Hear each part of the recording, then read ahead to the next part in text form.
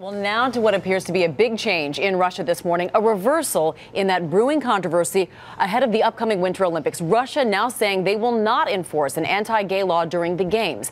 ABC's Dan Harris is here with more on that story. Dan, good morning. Amy, good morning. This story is really developing as we go on the air this morning. After days of rhetoric that many people all over the world found very worrying, now comes what appears to be a reversal from Russian authorities who just this morning say they plan to do the, quote, politically correct thing.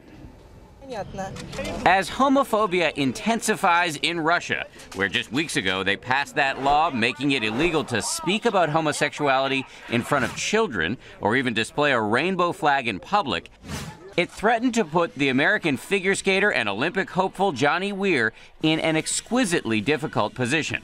This law is a tragedy for the LGBT community in Russia. Weir is not only openly gay, but he's also a longtime aficionado of all things Russian. His husband is Russian, Weir speaks the Russian language, and he's a huge fan of that country's figure skaters. I won't stop being Johnny Weir, the gay, fabulous ice skater person walking down the street. The new anti-gay law was championed by President Vladimir Putin, who has gone to great lengths to position himself as a manly man, posing bare-chested and riding motorcycles. On Thursday, the Russian sports minister said Olympians and their fans could be fined, deported, or even jailed if they violated the new law during the upcoming Olympic Games in Sochi, almost 6 months away. But this morning, a top Russian lawmaker says the gay propaganda law will not apply to participants and guests.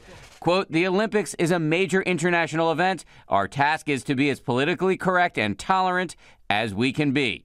This morning, the protests have gone global. The actress Tilda Swinton releasing this picture of herself in front of the Kremlin with a rainbow flag. Here at home, activists are calling for a boycott of Russian vodka and maybe even of the games themselves, an idea Johnny Weir says would only hurt athletes such as himself. The Olympics are the athlete's life. It's our livelihood.